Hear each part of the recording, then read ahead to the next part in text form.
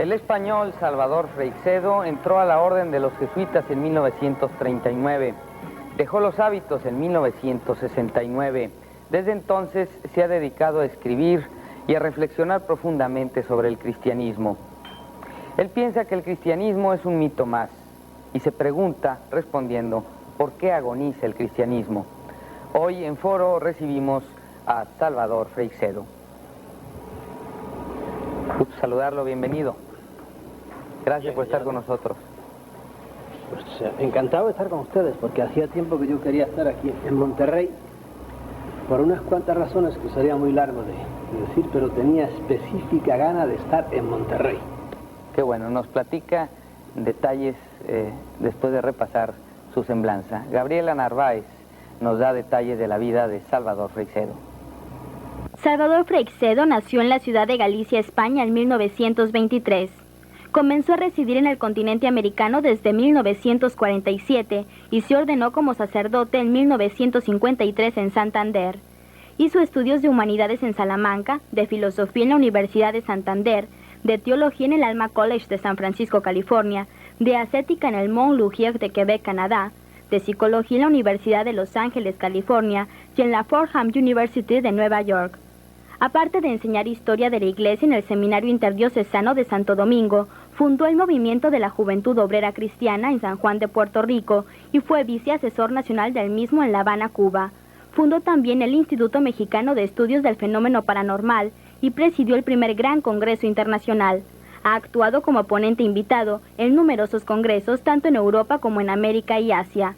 Además es autor de 40 casos de injusticia social, Mi Iglesia duerme, Extraterrestres y religión, Mitos religiosos en las relaciones humanas, Parapsicología y religión, Visionarios místicos y contactos extraterrestres, Israel, pueblo contacto, Curanderismo y curaciones por la fe, Defendámonos de los dioses y Diccionario sulfúrico.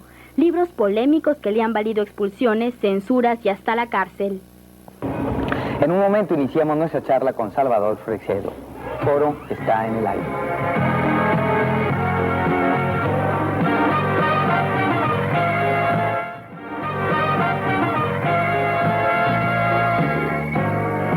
Salvador, entonces usted estuvo 30 años en la Orden de los Jesuitas. En 1969 deja los hábitos. ¿Cómo estuvo eso? No es que dejara los hábitos, fue el general, el que llaman el Papa Negro, Pedro Arrupe, que era amigo mío. Habíamos estado hablando en Roma. Pues se formó tal polémica con el libro mío que se llama Mi Iglesia duerme, un libro escrito desde dentro de la Iglesia y con amor a la Iglesia. Se formó tal polémica que el cardenal de San Juan le escribía y decía, este hombre que no se calla, y por otro lado los obispos me seguían presionando a mí. Total, que el general de los jesuitas me dijo, mira, vamos a respetar nosotros tu libertad a que tú digas lo que quieras, porque Arrupe era muy buena gente. Y por otro lado, no nos metas en problemas a nosotros, vamos a dividir nuestros caminos y tú quedas libre. Y eso así fue. Yo redacté el documento en que me separaba de los jesuitas.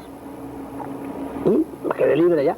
Después de 30 años me encontré pues nada, con un cheque de $100 que me dio el superior de San Juan de Puerto Rico y que yo se lo devolví, ¿verdad? Y dije, bueno, vamos a nadar. Y aquí estamos tan tranquilos. Nunca se deja de ser sacerdote, ¿no? Según la teología, no se deja nunca, porque hay dos sacramentos que son el bautismo y el orden sacerdotal que no se pueden repetir, que imprimen carácter, como dicen los teólogos. Los demás sí se pueden repetir. De modo que, según dicen ahora los que están horrorizados, pues yo seré sacerdote hasta en el infierno. Pero como no hay infierno, pues no hay problema, se queda uno tan tranquilo. ¿Cómo que no hay infierno? No, hombre, eso es una de las cosas terribles que tiene el cristianismo en cuanto a enjuiciar el más allá. Es de las peores religiones que hay, porque eso, el infierno del cristianismo es terrible, es aterrador. Y yo aprovecho aquí la ocasión para quitarle el miedo a la gente. Esos infiernos de más allá y fuegos y paraísos son calumnias que no han levantado a Dios los teólogos. ¿Entiendes? Un Dios que nos dicen que es Padre no puede tener semejante tortura. Eso es un absurdo en el cual yo creí mucho tiempo, porque yo fui un fanatiquito durante muchos años. Nací en eso y tardé 40 años en sacudirme eso y en rebelarme contra semejantes absurdeces. De modo que yo en este caso estoy defendiendo la bondad de Dios. Dios no tiene infiernos. Bueno, podremos estar de acuerdo en que no hay infierno tal y como se le concibe a la gente en las llamas y torturada de esa manera tan concreta, ¿no? Así... Sí, con fuego y un demonio metiéndote pinchazos. Pero el infierno existe de otra manera, es la ausencia de Dios, como el cielo es la gloria de Dios, disfrutar de la gloria de Dios. Y el Dios purificante es el purgatorio, ¿no? Bueno, el purgatorio es, como dicen, en algunos países dicen el purgatorio, ¿verdad? Por el lugar de pulgas. Nada, son todo cosas que la mente humana ha ido haciendo, porque tú te sales del cristianismo y te vas a otras religiones y siempre la gente ante el más allá, la pobre mente humana empieza a fabular, a inventar, ¿verdad? Y de las invenciones que hemos tenido aquí es el purgatorio, que es una doctrina que muchos cristianos no aceptan. Por ejemplo, los protestantes no aceptan semejante cosa. Ahora, ¿que hay infiernos? ¿Cómo no va a haber? Este planeta es un infierno, como nos lo han impuesto todos los grandes políticos y los grandes militares y los grandes locos que dirigen este mundo. Este planeta es un infierno, dejando aparte del infierno en que viven muchos, la mayor parte de los seres humanos, en el más allá. Yo estoy seguro que hay gente que merece algún tipo de infierno, no un infierno como el del que hablábamos, sino que los hagan reencarnar, que ahora está de moda la reencarnación. Hazlo reencarnar en Etiopía para que te mueras de hambre, tú que mataste de hambre a otros, etcétera, etcétera. ¿Qué hay en el más allá? No lo sé, ¿verdad? ¿Y usted cree en la reencarnación? ¿En ese tipo de reencarnación? Yo ni entro ni salgo, no la acepto también como un mito más. Algunos ya reencarnación para ellos es un dogma más. Yo no quiero salir de Guatemala para caer en Guatepeor. Yo sí digo que hay gente que merecen reencarnar. ¿Por qué? Por imbéciles. Porque han sido los perfectos abusadores y desgraciados y sinvergüenzas en este mundo. Hazlo reencarnar en un barrio donde todo el mundo tenga que trabajar, levantarse a las 5 de la mañana, o en una nación o en una raza donde te den leña para que veas, si es que traes memoria de lo que fuiste antes, para que veas lo que es la vida. Pero no sé si hay reencarnación o no hay. No me opongo a ella tampoco. Salvador, platíquenos del momento ese trascendental, angustioso, o esos años que se viven cuando empiezan las dudas y pretende uno dejar el sacerdocio como usted lo hizo.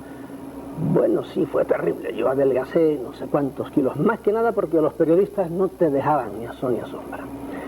La salida mía fue en Puerto Rico a propósito de mi libro, que ya no era mi primer libro, que se llamaba A mí me echó Batista de Cuba, por otro libro.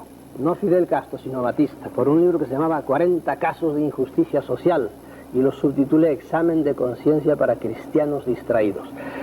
Y por ese libro Batista, que era muy listo, le dijo a mis superiores, miren, mejor que se vaya, y me invitó a salir, y me fui entonces. De ahí me mandaron a Puerto Rico, y ahí al cabo de unos años escribí. Yo tenía un puesto importante en todas las diócesis, trabajaba con los obreros, con la juventud obrera, y escribí Mi iglesia duerme, un libro de meditación para monjas piadosas. Vaya, hoy día no pienso así ya, he ido evolucionando. ¿No piensa que haya monjas piadosas? También todavía las hay, como no. Yo tengo 2 tías monjas, 2 fósiles ya, las pobrecitas deben tener 85 años cada una, pero son monjitas y se horrorizan, están rezando todos los días a Dios para que yo no me vaya al infierno y cosas de... Pero lo dice así, monjitas, como sí, se dice, no, mira, hay muchas mujeres, las pobrecitas. No es despectivo, yo no las pobrecitas han seguido un impulso que es sincero, ¿verdad? Y han entregado su vida a Dios. No saben, en el más allá les van a premiar de alguna manera, pero no saben que muchas de estas entregas pues son entregas inútiles. A muchas monjas, por ejemplo, a las que me estén oyendo, le digo, usted es de familia pobre, casi seguro, y a lo mejor, no sé aquí en México, pero se ha dedicado a educar a los hijos de los ricos. Digo, y los suyos, y los pobres suyos. Los han dejado porque muchas órdenes femeninas se han dedicado a tener colegios, por lo menos en Europa así es, a educar a la gente que tiene plata, porque son una minoría las que se dedican a educar a las clases pobres. Pero bueno, dejando el tema ese, estábamos en que sí, fue terrible aquello. Y a mí no es que me viniera una rebelión repentina, no, poco a poco yo veía que una cosa se decía, otra cosa se hacía, que el cristianismo que yo, burgués, porque yo nací en una familia burguesa, mi abuelo era un hombre rico, y cuando me metieron a trabajar con los pobres, ¿verdad? Pues empecé a ver que había el cristianismo de esta gente tenía que ser diferente, etcétera. Empecé a revolverme, y una cosa era lo que la teoría y otra cosa era lo que el cardenal de San Juan de Puerto Rico practicaba, que entonces no era cardenal, era solo arzobispo, al cual yo había conocido de párroco, de modo que sabía su vida y milagros, y alguna vez me quiso acogotar, y yo le dije, mire, monseñor, a mí me trata usted con respeto, y no dejo que me trate como trató al padre fulano de tal, al cual mató a disgustos. Dije, a mí no me trata usted así. Si quiere hablarme, no me hable con un vaso en la mano. Era una fiesta de mi ex santo patrón Ignacio de Loyola, y me empezó a decir cosas. Dije, me llama a su despacho y ahí hablamos de hombre a hombre, pero aquí no. Y le di la vuelta, me di la vuelta y me fui. Y claro, ahí empezó ya el choque. Y llegó un día en que en mí maduró todo eso, y en una semana yo le dicté a una grabadora, le dicté el libro ¿Por qué agoniza? Le dicté el libro Mi iglesia duerme, y se formó ya todo. ¿Es un libro bueno? Es un libro que ya te digo, hoy día no estoy de acuerdo con muchas cosas de las que digo ahí. ¿Se sigue pensando que la iglesia duerme? No, ahora ya ronca, ¿entiendes? Ahora es peor, porque ya ves que después de ese libro he escrito ¿Por qué agoniza? Ya no duerme, está agonizante.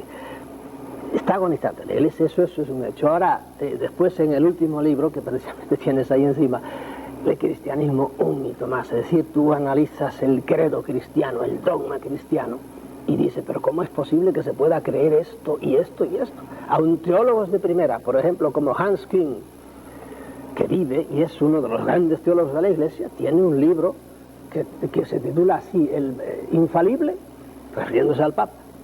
¿Cómo es posible que, por ejemplo, se pueda defender la infalibilidad del Papa, o de quien quiera que sea, pero en concreto del Papa, cuando uno conoce la historia de la Iglesia? Y allí en el libro precisamente Mi iglesia duerme, yo doy una lista como de 12 papas en que han dicho cosas que el que vino detrás tuvo que rehacer lo que había dicho el otro, ¿verdad? Y claro, los teólogos siempre tienen explicación para todo. Los teólogos son de los que donde digo, no digo, que digo Diego, y es un lío.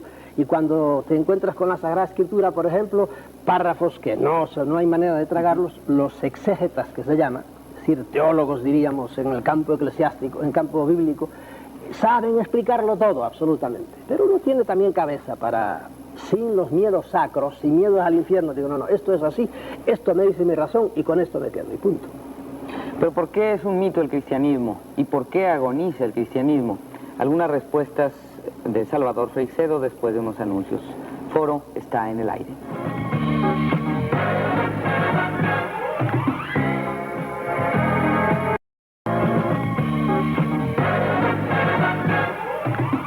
Le veo dos anillos en las manos, uno en cada mano, y uno es una argolla matrimonial. Sí, una argolla matrimonial. Me casé hace 4 años. Los obispos querían que yo me hubiera casado inmediatamente de salir, pero tardé más de 10 años o 12 años, o no sé cuánto. Porque yo, mi cosa no era por andar detrás de ninguna mujer ni nada de eso, sino que yo sencillamente no creía las cosas en las que estaba metido, y por eso tranquilamente me fui. Y no era mi prisa eso, total. Pero ahora sí estoy casado.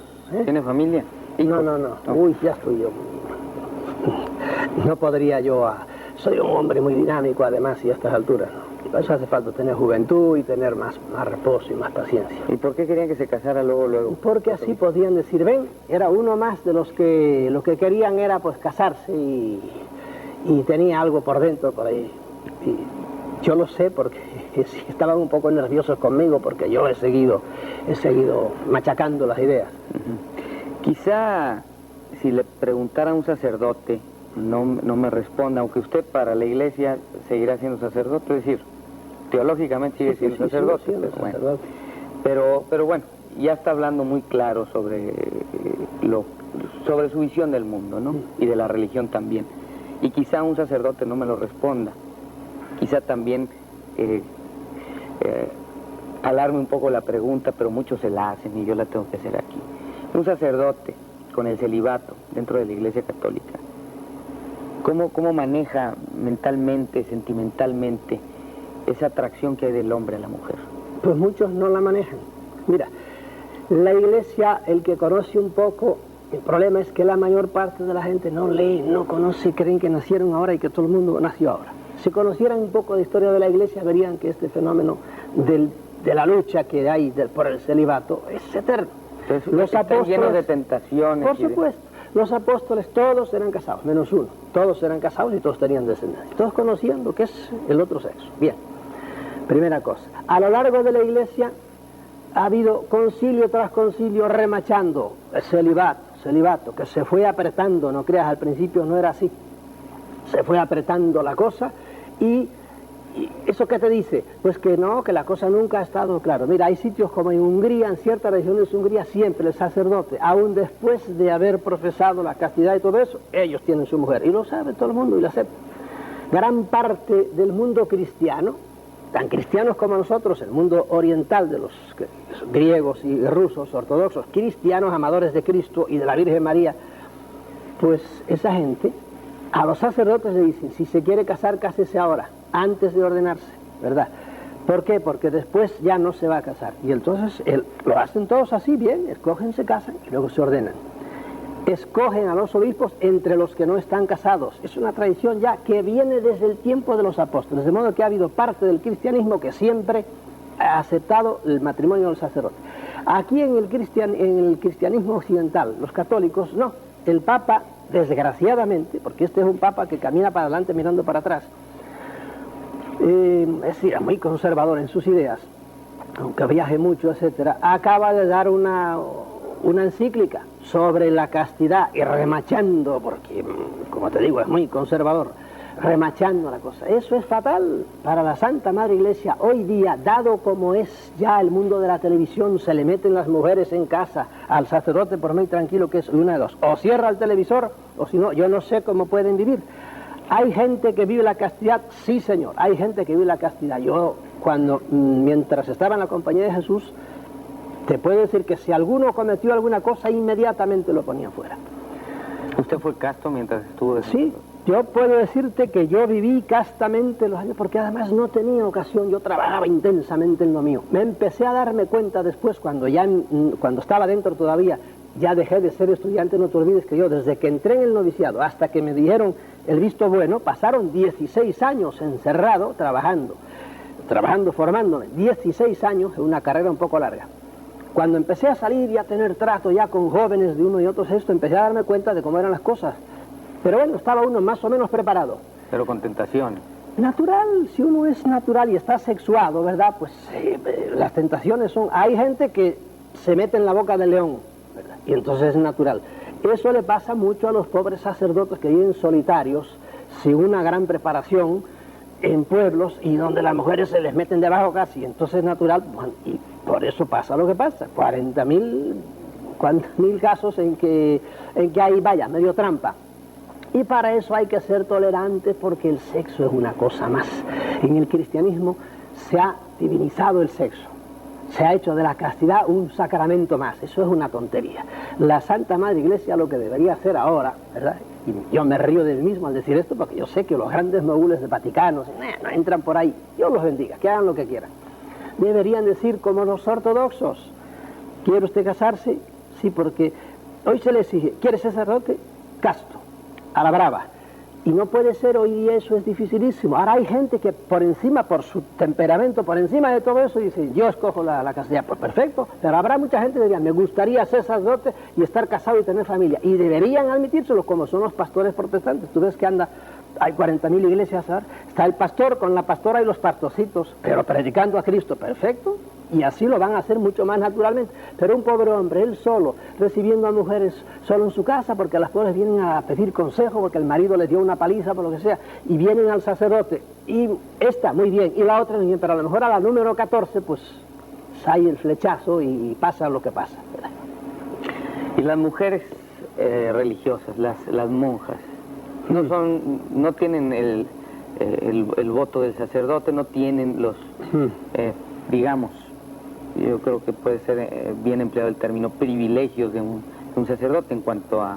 Por supuesto, en la iglesia reina un machismo terrible. Mira, ahora están con el problema de ordenar a mujeres.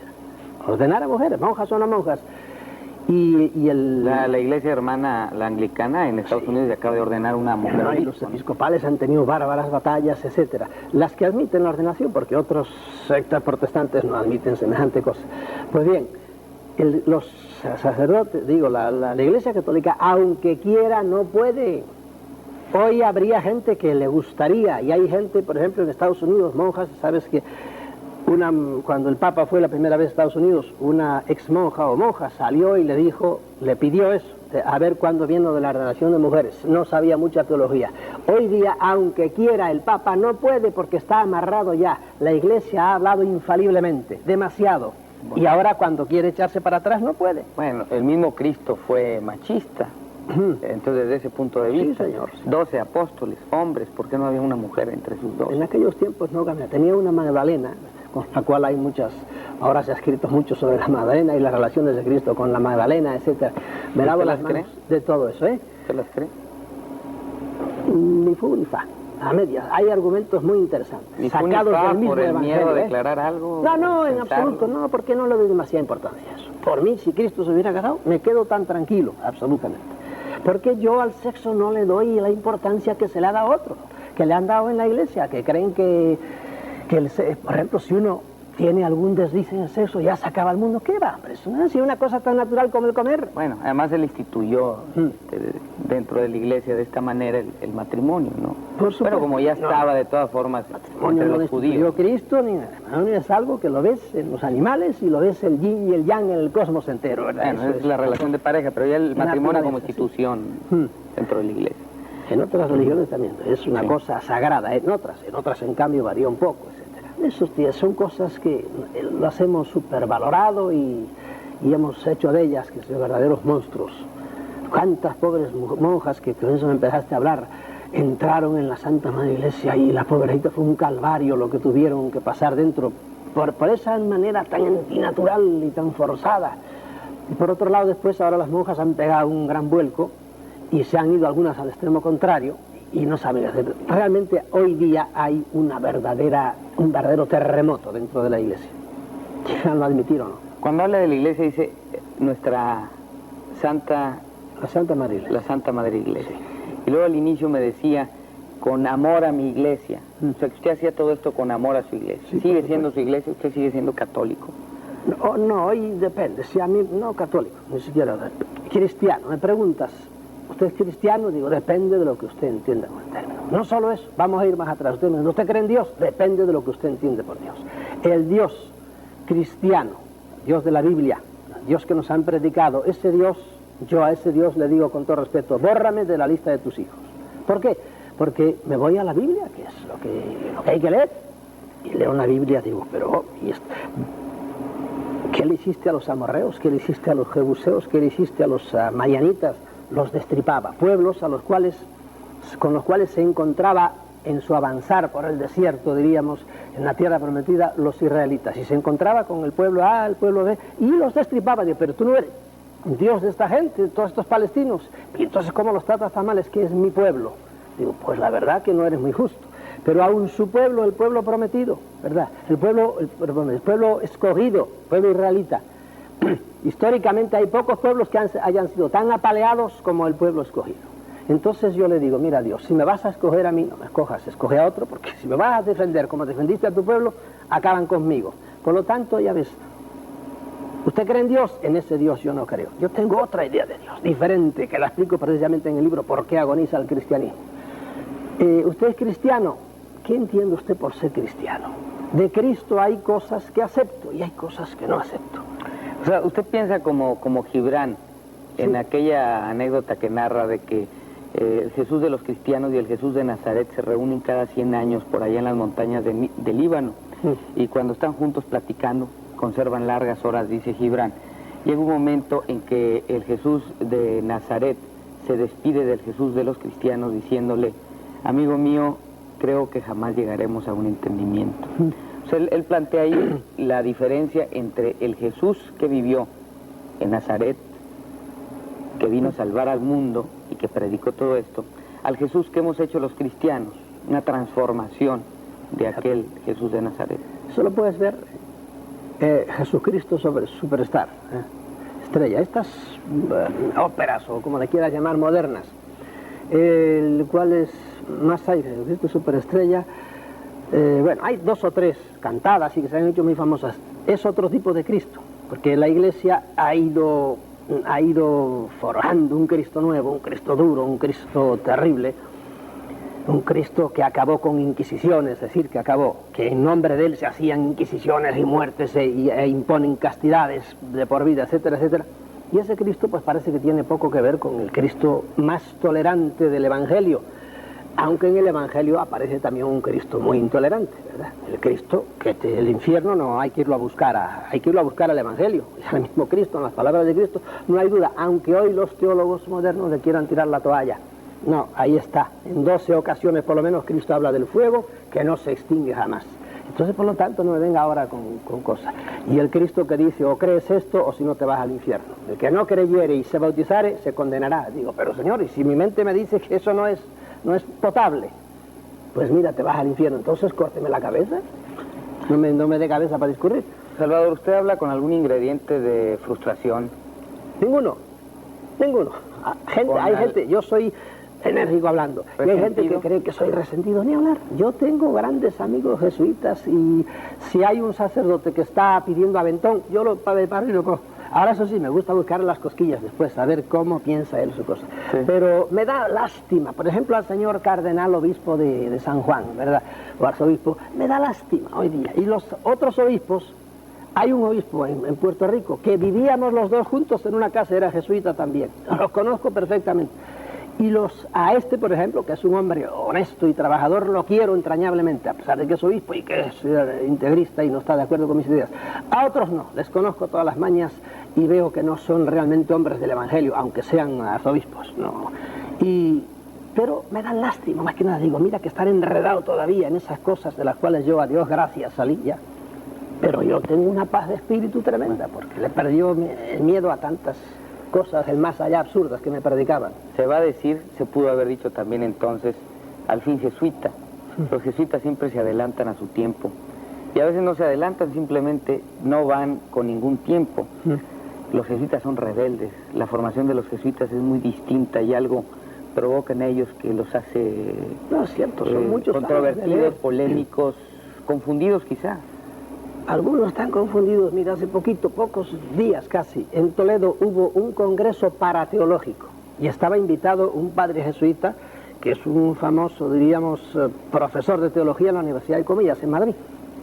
Y cuando se enteró que estaba yo y habíamos sido compañeros en noviciado, no quiso ir. Y fue al cardenal de Toledo y armó todo un cisco para hacer que abortase aquel congreso parateológico, en lo cual iba a hablar gente ilustrísima, ¿verdad? Claro. Cada uno desde su punto de vista. Es que usted es un desertor, un sí, rebelde. Sí, para él sí, lo soy. Pero el pobre hombre, ¿ves? Ese también en concreto, no quiero decirte su nombre, me da lástima, porque está todavía creyendo que 2 y 2 son 5. Y bueno, que siga creyendo. Y es un hombre que sabe la teología, sí. Pero esos argumentos que yo pongo en el libro Un mito más, si tú le dices ese argumento, que son verídicos todos, no echa para nadie. Bueno, son pequeños errores. No hay pequeños errores. Pero al fin, usted, con formación jesuita, así reaccionan los jesuitas, ¿no? Al fin, siempre. puede ser. Ah, claro, también tienes que atender. Yo soy un poco vehemente. Y siempre lo he sido, y por eso me sale siquiera la formación jesuítica con la vehemencia, con eso. Pues, sí. Pero bueno, cada uno es como es. Uno lo que no puede vivir, uno es acomplejado y con miedos. Lo importante es ser congruente. Sí, pensar, decir y hacer. Coherente con la idea que tienes y actúa, que es lo que no hacen muchos en la Santa Madre Iglesia, por ejemplo. La Iglesia es una institución que predica pobreza. Entonces tú ves que los cardenales hasta hace poco tenían una capa, una cola que tenía 7, 8 metros de largo, era el ritual, 8 metros de cola de este seguidor y de este predicador de un hombre que no tenía dónde reclinar la cabeza. Y digo, pero ¿y cómo? Como diría el otro, átame estas moscas por el rabo. Y luego los grandes capelos, y luego las instituciones, digo, las vestimentas. Cuando el Papa Urbano, no me acuerdo qué número, porque hubo muchísimos urbanos, aunque algunos eran bastante inurbanos. ¿Cuántos armiños para su, ahí lo digo, de los 40.000 datos que te doy en ese libro, se hubo que sacrificar para hacerle su vestimenta? No sé si 200 o 300 armiños, digo, pero este es el que predica, el máximo representante de aquel hombre que caminaba descalzo diciendo bienaventurados los pobres. bienaventurados los que lloran. Por Dios, esto es una caricatura. Son 2000 años de historia que le pesan demasiado a la iglesia. ¿No entiendes?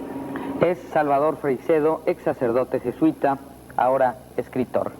No tardamos en regresar, Foro está en el aire.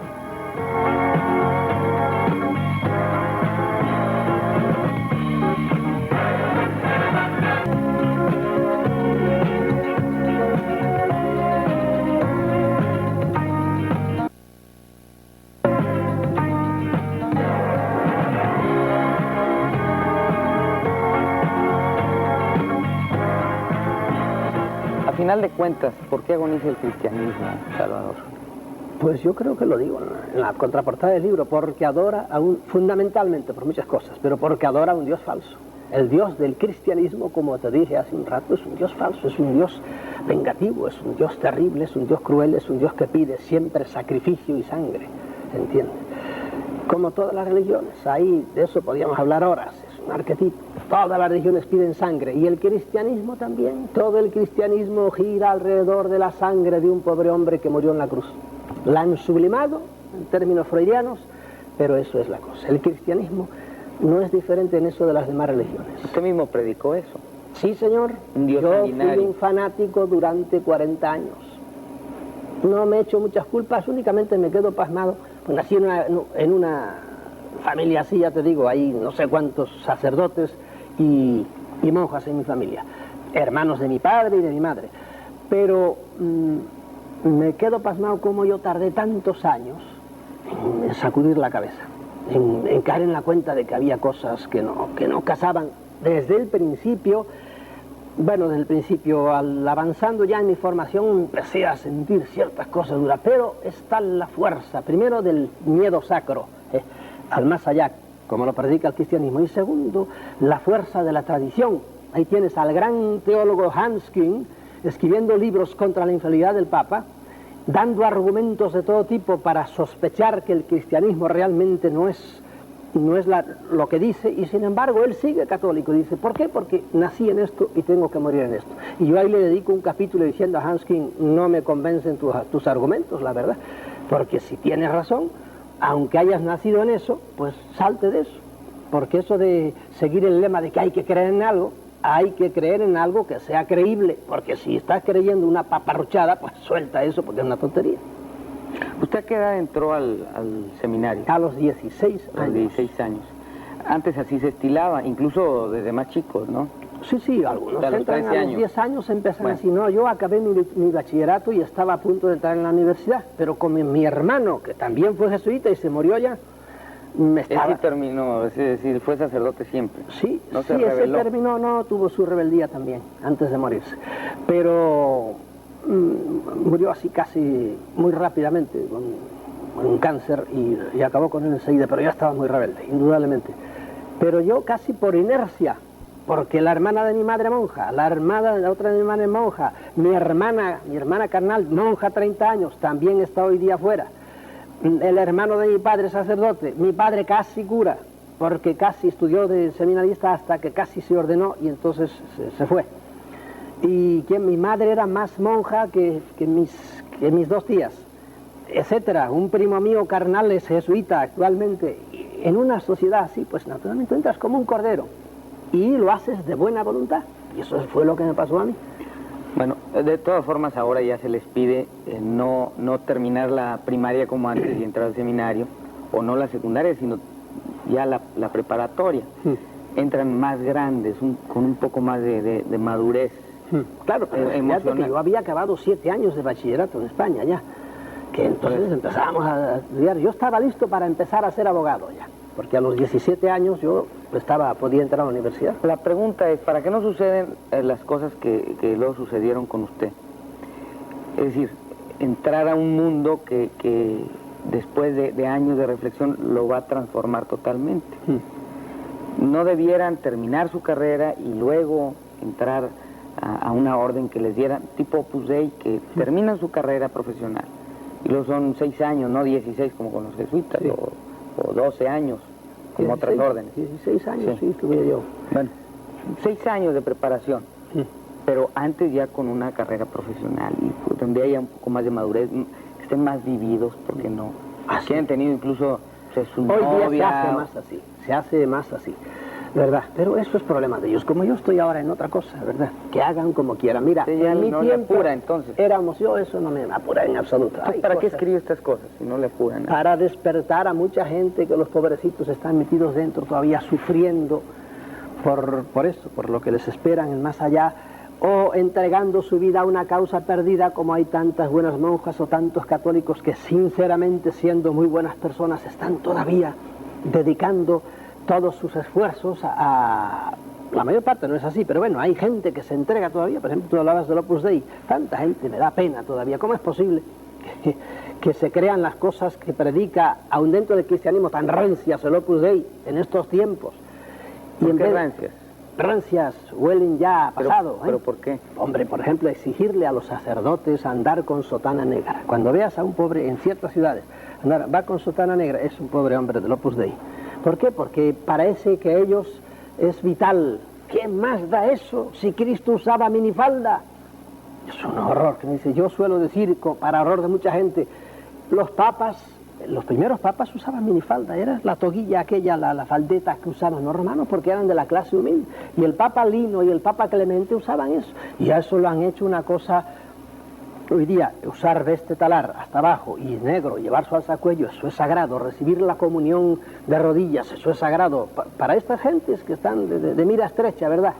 Y a mí esa gente me dan pena, realmente, me dan pena, porque además se están caricaturizando el cristianismo. El cristianismo es, como dijo Cristo, he venido a predicarle a los pobres, he venido a predicar el reino de Dios, he venido a cosas grandes, no a cicaterías bobaditas de estas. A los pobres de corazón. Sí, así es, a los pobres de espíritu. Entonces, ¿usted piensa que esta religión malentendida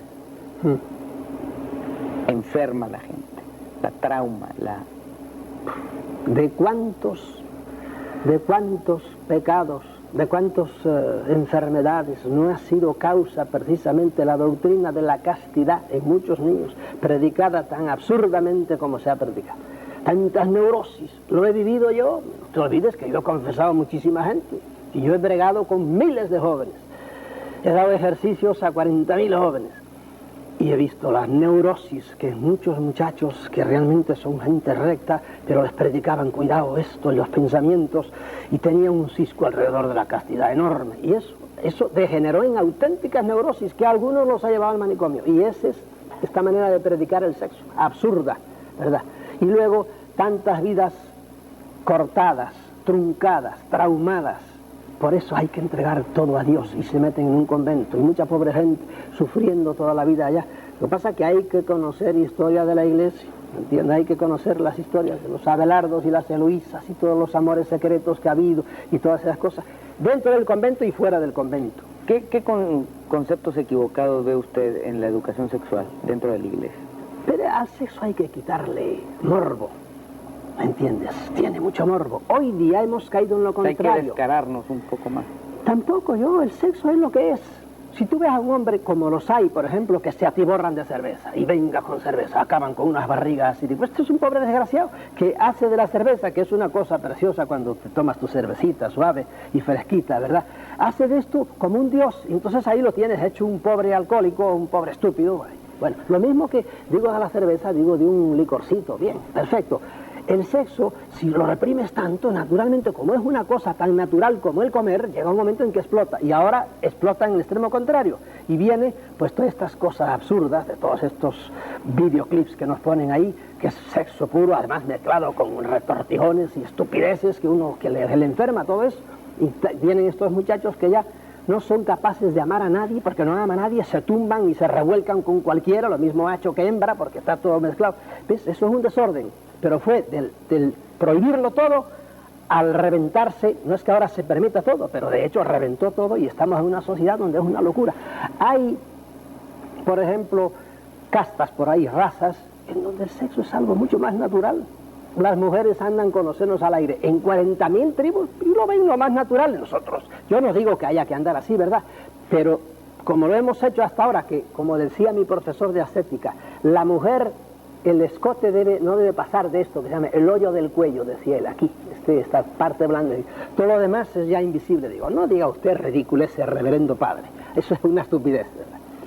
De eso hemos pasado a este, como dicen los venezolanos, a este despelote que tenemos ahora. Y es lógico, los muelles cuando los aprietas mucho y los sueltas, ¡bum!, pegan para arriba. Hay que esperar a que esto se haga una cosa natural. Y en el sexo, por ejemplo, pego un saltito ahora nada más, el divorcio famoso. Señor, de aquellos matrimonios a la brava, hechos a ciegas, la pobre muchacha se casaba no con quien quería, sino con quien podía, porque la sociedad la iba llevando. Y entonces encima te exigían, casi no habías tenido opción para escoger, ¿verdad?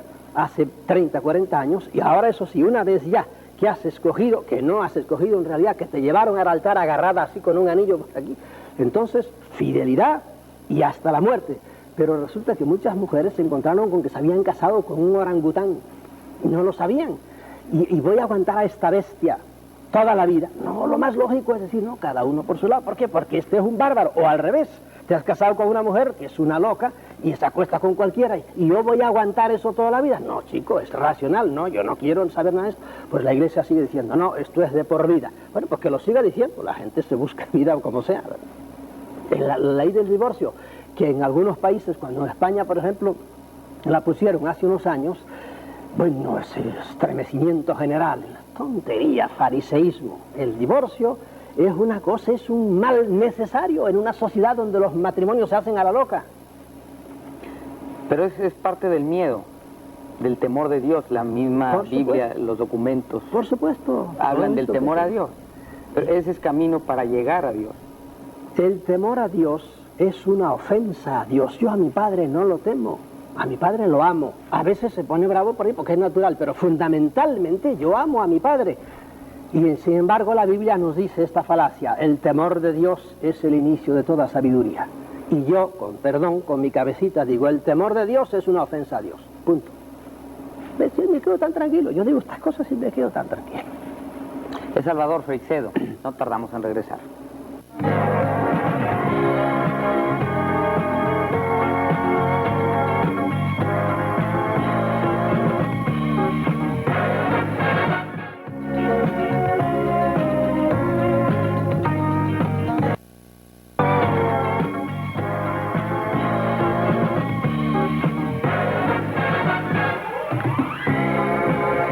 No está excomulgado. No, yo el hecho de solo retirarse, luego casarse. Suspendido. Suspendido. Suspendido, que es lo que le hacen a los muchachos cuando no estudian.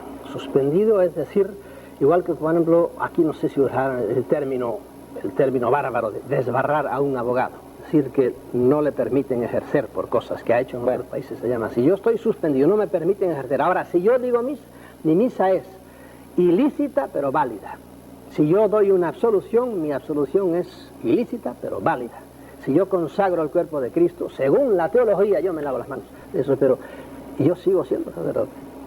Eso dice la teología. Ahora sugieren una excomunión para los abortistas, incluso para las autoridades que promuevan el aborto, la despenalización del aborto. Y ya no se atreven, porque si no conmigo, por ejemplo, deberían haberme suspendido, pero hoy yo al señor obispo, arzobispo, no sé si será aquí el arzobispo de aquí, de esta ciudad, de Monterrey, yo le digo, atrévase, ¿verdad? No se atreven. ¿Por qué? Porque se dan cuenta de que eso es darle a uno todavía más caché, más fama y más publicidad, y por eso se quedan. Antes sí, a los pobres curas los amedrentaban con eso. No solo eso, sino que el Papa publicaba un entredicho, que es algo por el estilo, o una excomunión contra un rey, y el rey pues hacía, te puedo poner ejemplos en la historia, vamos, allá en Canosa, el emperador Enrique fue arrodillado a hablarle al Papa, al terrible, bueno, no me acuerdo. ¿Pero quién? ¿Enrique VIII? ¿Quién? No. Ah, el emperador allá el emperador en Alemania. Y fue a pedirle perdón. Fue a Roma a pedirle. No, allá en las montañas estaban entonces encima de la nieve, ¿verdad? Que le quitara la comunión, etcétera, etcétera. Y amenazaban con eso. Hoy día eso perdió ya su significado y no. A mí si me excomulga el señor obispo, quien sea, o el Papa, yo lo excomulgo a él. Quedamos empatados los dos. Y me quedo tan tranquilo. O sea que le dieron más caché a Marcel Lefebvre. Por supuesto, el pobre Lefebvre, es que este Papa piensa mucho como Lefebvre, ¿entiendes? Son primos hermanos. Lo que le molesta al Papa es eso, que no vaya a Roma y no haga, y no se le someta, eso es lo que le molesta. Pero en el fondo, pues piensan bastante. Lo que pasa es que el pobre Lefebvre ya se le pasa, le está patinando el coco, como dicen por ahí por el Caribe, y ya quiere volver, porque estos son ridículos. Yo he discutido con dar algunos marcha atrás al Concilio Vaticano II. Quieren volver a la liturgia de San Pío V, y yo he dicho a algunos de ellos, ¿por qué? No, Pío V. ¿Por qué no vuelven a la de Pío I, que está más atrás todavía? Porque esa fue la liturgia que ellos tuvieron cuando eran niños, y quieren la misa en latín. Y quieren tonterías, eso no importa nada, si la esencia del cristianismo es el amor, y es el perdón, y es el inclinarse al pobre, y es lo que Cristo, la parte buena del Evangelio de Cristo vino a traernos a todos, que es la fraternidad de todos, nada más, lo demás tonterías. Lo demás son tonterías, recibir la comunión de pie, decir la misa en latín, hablarle al público de frente o estar de espalda, todo eso son tonterías. Capisallos largos, capisallos cortos. ¿Ir a misa los domingos? Por supuesto, eso. Y mandar a uno al infierno porque no fue a misa el domingo, pero un infierno eterno con fuego. ¿A quién se le ocurre semejante mentecatez? Yo fui a misa el domingo, bueno, ¿y qué? Pero yo amo a mi prójimo, eso es lo importante. Hay mucha gente que yo los veo que andan ensobacando su evangelio, ¿verdad? Yendo por aquí, siempre son hombres del libro. ¿Verdad? Pero Dios te libre de echártelos de socios en un negocio porque te pelan al moñito, como dicen los cubanos. Porque con su evangelio debajo del brazo no son hombres de fiar. En cambio hay gente que casi no conoce el evangelio, pero son honestos. Yo conozco a mucha gente que no son cristianos y son honrados, y con ellos puedes ir al fin del mundo. Ese es un cristiano. Salvador, ¿usted de qué vive? ¿No ha pensado en formar su secta religiosa? No, ni hablar. Voy a salir ahora de una cosa para meterme en esto. Alguna vez me han dicho, usted va a hacer alguna vez, vete al cuerno. Yo no quiero saber de eso. Yo quiero que los hombres usen su cabeza. El hombre es hombre porque es racional. El pecado de mucha gente culta, se llama culta, de mucha gente de dinero, de mucha gente preparada, es que no usan su cabeza y lo único que hacen es atracarse precisamente de esa cajita que tienen ustedes ahí, por la que me están viendo. La televisión, y se atracan de televisión y de deportes y de show, y en cambio no se sientan a pensar realmente qué es la vida. No se rebelan, por ejemplo, contra situaciones en que vivimos hoy día, presión, políticas, económicas, religiosas, no piensan, ¿verdad? Hay que pensar, eso es lo que yo predico, pensar. El hombre tiene que usar su cabeza, y si no la usa, esos son de los que van a reencarnar, como te dije antes, otra vez al planeta. ¿Por qué? Porque no ha pensado usted, no ha evolucionado, venimos a evolucionar. No ha evolucionado, por lo tanto, vuelva para atrás y evoluciona. ¿Y de qué vive? Yo vivo de milagro, ¿me entiendes? ¿Del milagro de Dios? Sí, Dios está en todas partes.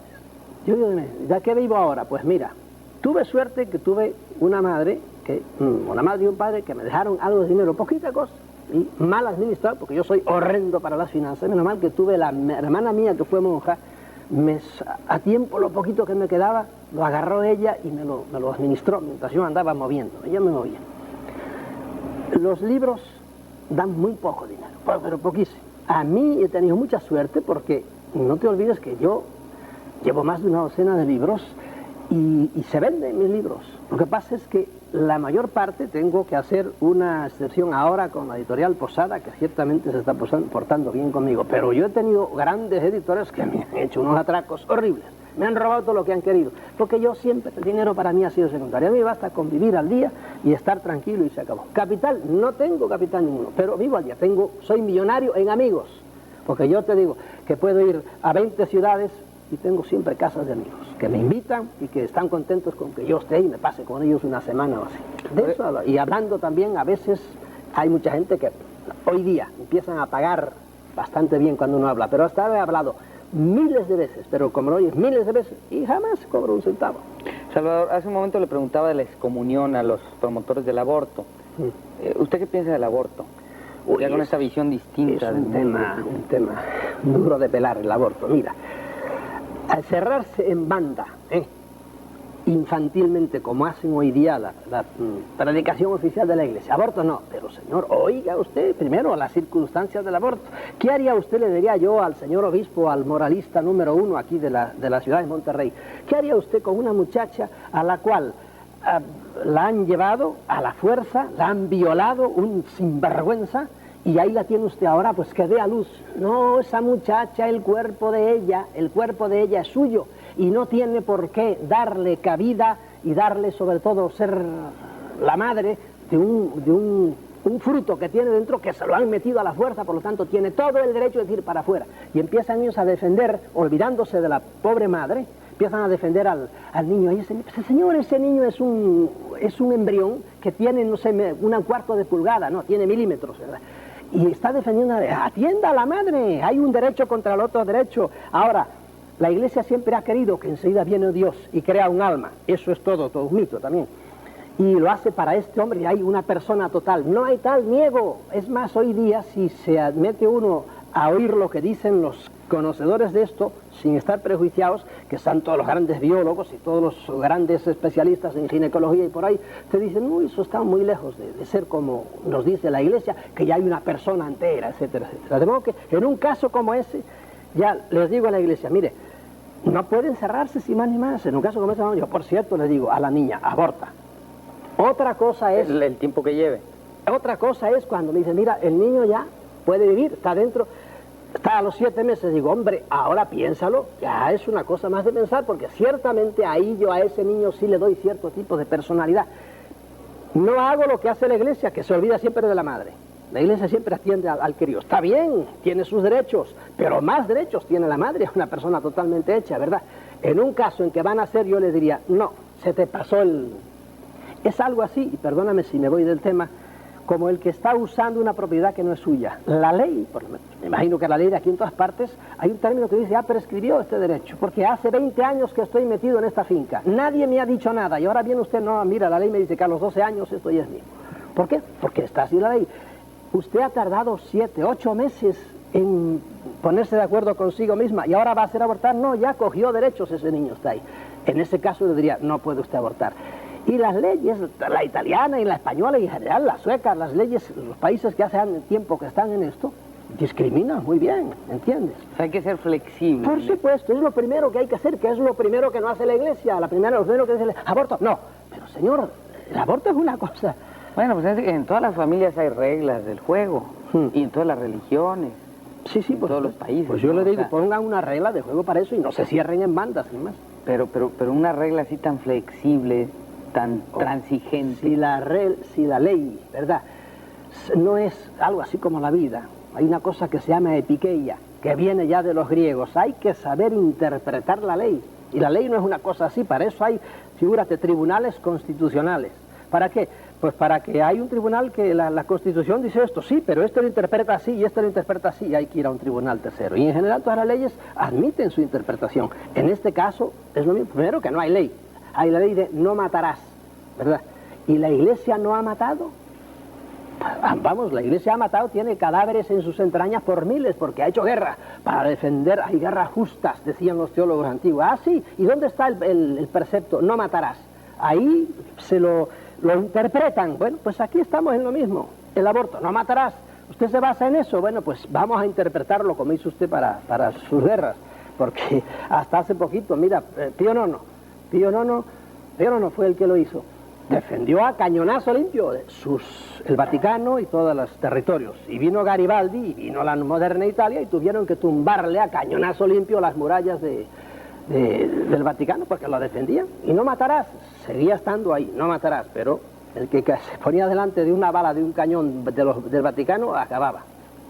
No tardamos en regresar para concluir nuestra charla con Salvador Freixedo, escritor, ex sacerdote jesuita. Foro está en el aire.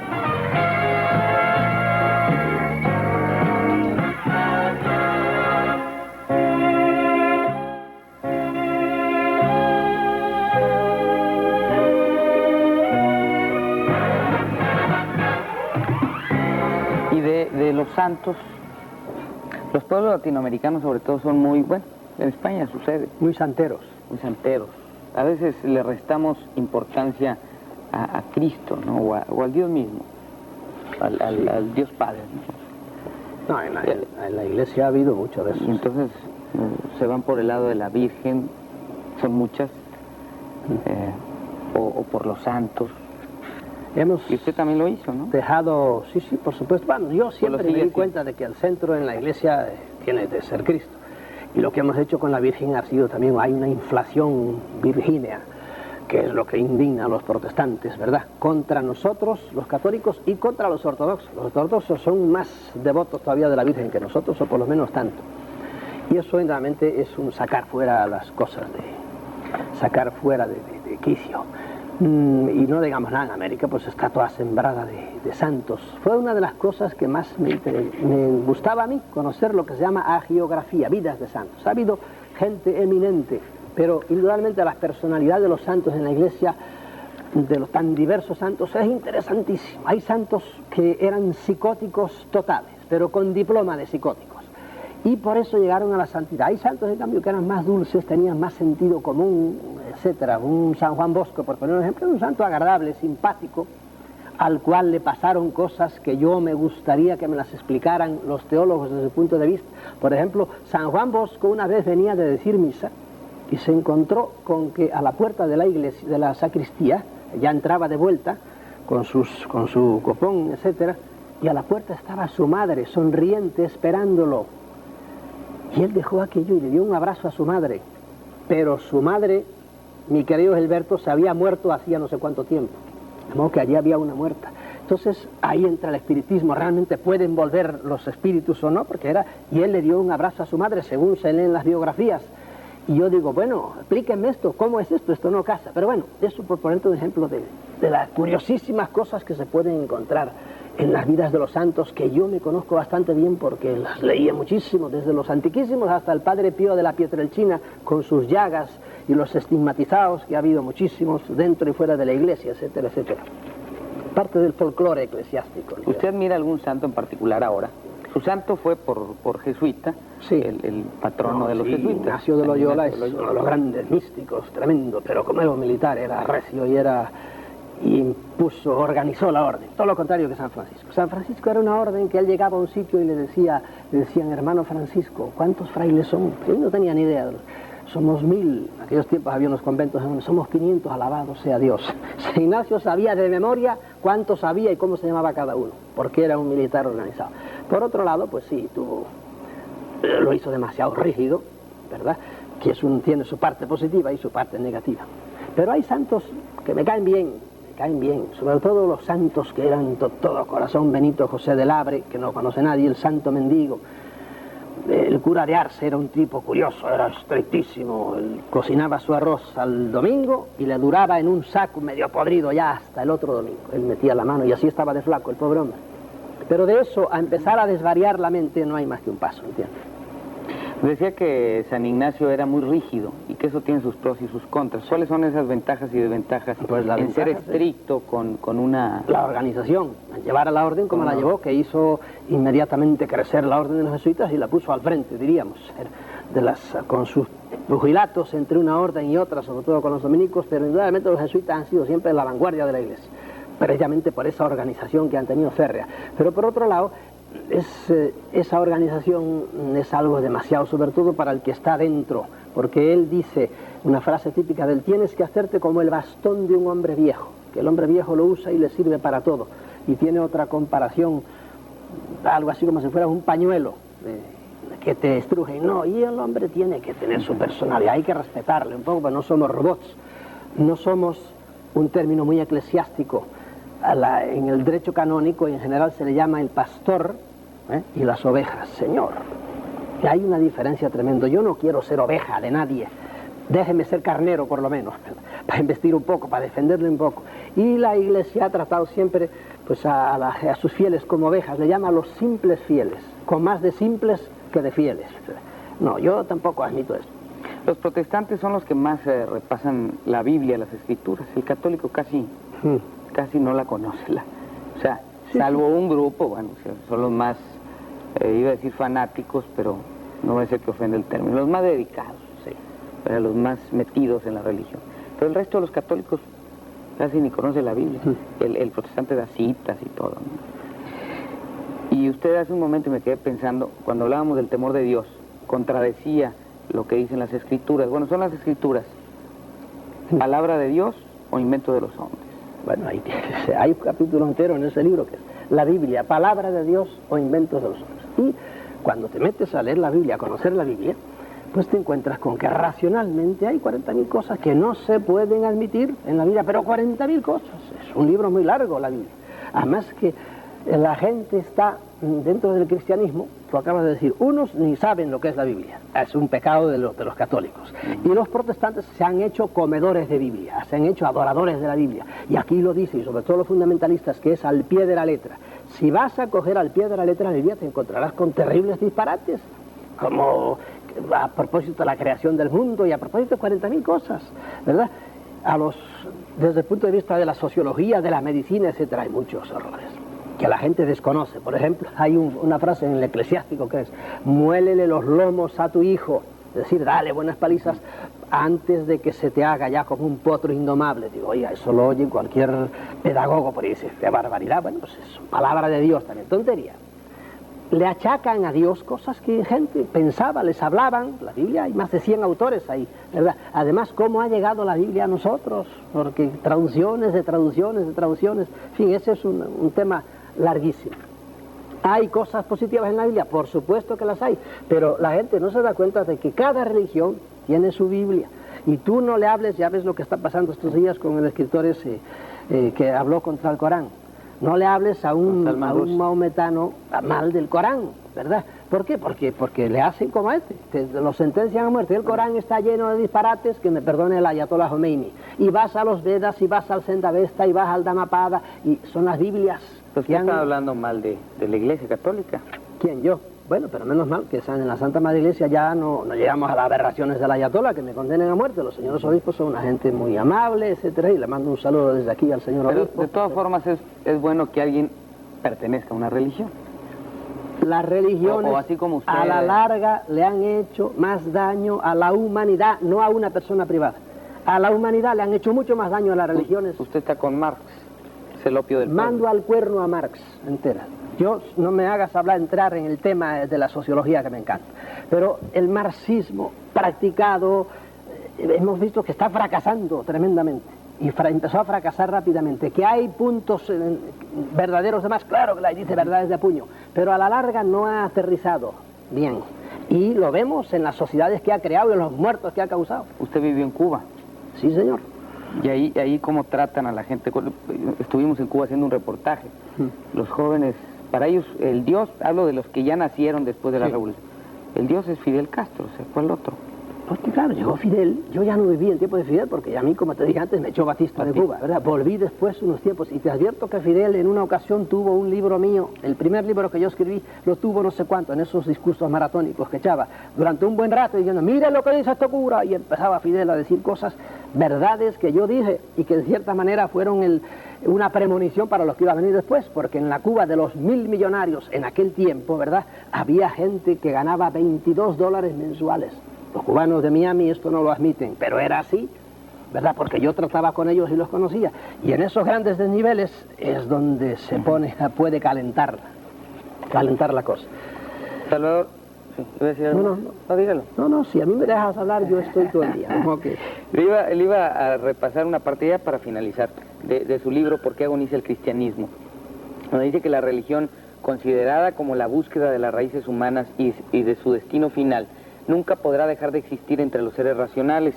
Lo que en la actualidad muere y ha muerto muchas veces a lo largo de los siglos es la manera que los hombres tienen de buscar sus raíces y de conocer o de intentar comunicarse con el más allá.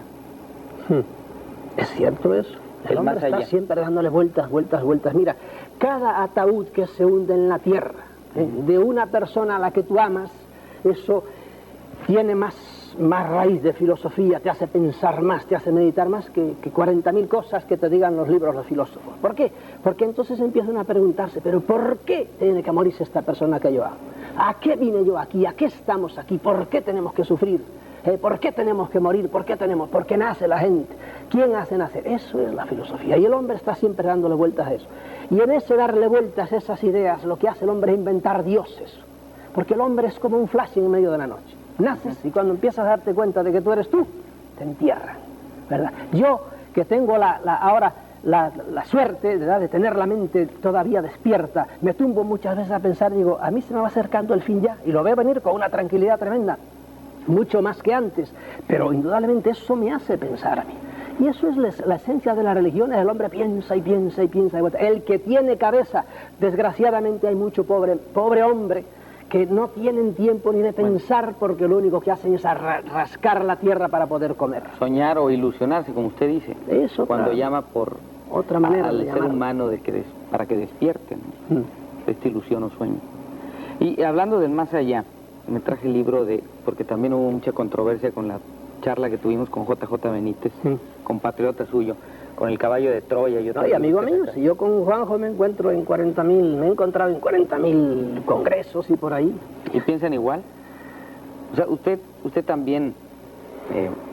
sí. He leído algo últimamente de lo que he escrito sobre el mundo extraterrestre, la granja que es esta tierra. Nosotros, lo que yo he escrito. Sí, y no, entonces, él y yo empezamos me lo traje, porque ahí andan emparejándose. Lo que pasa es que yo le he dicho a Juanjo, cuando él viene, yo voy, o cuando yo vuelvo, él va.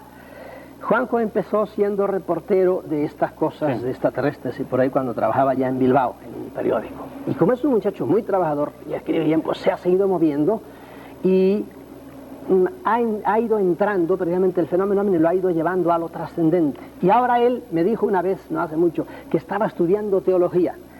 Y entonces él va en esa dirección, yo estoy volviendo de esa dirección. No, mira, yo estoy dejando la teología atrás, porque tuve que estudiarla 4 años seguidos y exclusivamente. Y se cruzan nuestros caminos, ¿verdad? Y por eso, a veces, no es que choquemos, ¿verdad? Yo digo de Juan José Benítez, en concreto de ese libro, El caballo de Troya. Juanjo es un gran escritor, es un hombre muy trabajador. Y por eso le gusta mucho a la gente. Lo que es malo de él es que presenta como verdaderas, como hechos, cosas que son novela, que son ficción. Todo El caballo de Troya es una cosa en la cual él mezcla datos verdaderos con fabulación de él para armar eso, que es una novela, ¿verdad? Y al principio en el libro así se decía novela, y luego en las ediciones posteriores ya se lo quitaron. Y hay mucha gente que no sabe ya si va o viene, si eso es verdad, si eso es mentira. Y es una cosa interesante como puede ser una novela, pero en eso nos diferenciamos. Yo en general no trato ficción nunca. El libro mío último, Ellos, los dueños invisibles del mundo, es un libro de hechos, y yo después empiezo a deducir, pero basado en hechos. Y él, en cambio, fabula, muy bien fabulado, pero es una cosa de divertimento, vamos a llamarle así. Y esa es la gran diferencia que tenemos él y yo. Ahora él tiene libros sobre ovnis, por ejemplo, que son documentados y son de hechos, no ficción. Pero entonces, ¿hay algo que ver con los extraterrestres, según usted? En mi manera por ejemplo, de él habla también de Dios, sí. De Cristo. Sí, es que mira, el que se mete a estudiar el fenómeno ovni a fondo te lleva directamente a la religión. Yo hace años que estoy diciendo, todas las religiones del mundo son debidas a que los que dirigen el mundo desde las sombras, lo que en la iglesia, para que el señor obispo no se me escandalice, o los curas o los católicos crean que ya empieza a hablar de locuras, no, de su iglesia, de su Biblia. El texto de Efesios, nuestra lucha, dice San Pablo, no es contra la carne y contra la sangre, es contra las potestades, es contra los ángeles, contra los espíritus, contra las dominaciones que viven en las alturas, ¿verdad? San Pablo creía en eso, y en la iglesia... Son seres divinos, son seres divinos. Divinos, entre comillas, son seres suprahumanos, no divinos, son más que los hombres, como los hombres somos más que los animales. Entonces, hay Cristo escalas no era cósmicas. Cristo no era divino. Si quieres entramos en el tema. Para mí, el ser hijo de Dios, a la iglesia le costó mucho trabajo llegar a definir que Cristo era hijo de Dios. Al principio en la iglesia no se creía que Cristo fuera Dios como el Padre. Los cristianos no saben eso porque no saben historia, pero tienen que leer los concilios primeros de la iglesia y tienen que leer quién fue Arrio, que fue un señor que era obispo y que no creía que Cristo fuera hijo de Dios, ¿me entiendes? Y hubo un tiempo en que la mayor parte de los cristianos no creían que Cristo fuera Dios. Igual que la Trinidad, tardó 5 siglos en hacerse la doctrina de la Trinidad. Hasta entonces, los grandes teólogos no creían que el Padre, el Hijo y el Espíritu Santo fueran la misma cosa, del mismo nivel, vamos a decir. Bueno, dicen que la visión de los hombres cambia mucho a la hora de morir. Por supuesto, y a medida, si evolucionan, a medida que avanzan en la vida, un niño no cree igual de la vida de su padre cuando tiene 10 años que cuando tiene 40 años. ¿Usted piensa ver a Dios? pienso ver a Dios. No, Dios no es visible, por decirlo así. Dios no es un tipo, no es un señor. Ese es el gran pecado de la teología. Han traqueteado la idea de Dios como si Dios fuera una cosa ¿Y aún después de la muerte? Después de la muerte yo sé que me despertaré, no sé casi nada del más allá, casi nada. Pero sí sé que cuando me acueste para morir estaré a punto de nacer. A otro nivel, a otra existencia, a otra cosa, ¿verdad? Pero ver a Dios directamente como si fuera un tipo que está allí, no, eso son ideas mentecatas, ridículas e infantiles que nos ha presentado la religión católica de Dios. Muchas gracias a Salvador Freixedo por estar con nosotros y comentarnos estas cosas, su verdad. Sí, señor. Bueno, seguramente mucha gente no estará de acuerdo con lo que... Y estoy contentísimo si alguien dice, no, pues no está usando su cabeza, que eso sí, que no me manden a la hoguera ni nada de eso. Respetémonos y a todos los que no piensen como yo, un abrazo para todos ellos. Autor de una docena de libros, entre ellos Cristianismo, un mito más, y este otro que es donde se hace la pregunta ¿por qué agoniza el cristianismo? Un libro fuerte. Salvador Freixedo, ahora escritor, pero antes sacerdote jesuita. Al preguntarse esto, ¿por qué agoniza el cristianismo?, responde en el mismo libro, porque nos hace adorar a un Dios falso, tan falso como el Dios que nos presentan las Sagradas Escrituras, monstruoso, caprichoso, vengativo y cruel. Salvador Freixedo, profundamente religioso, como lo demuestra su incesante caminar por el mundo en busca de la verdad. Salvador Freixedo revela en este impactante libro cuál es su idea de Dios y cuáles son sus creencias, como nos lo ha dicho hoy en el programa. Fue expulsado de la Orden de los Jesuitas luego de haber pertenecido a ella por espacio de 30 años, debido a que a la publicación de su libro Mi Iglesia Duerme, que fue prohibido en la España del franquismo. Por eso lo expulsaron de la Orden de los Jesuitas en 1969. Gracias, muy amable. Gracias a ustedes.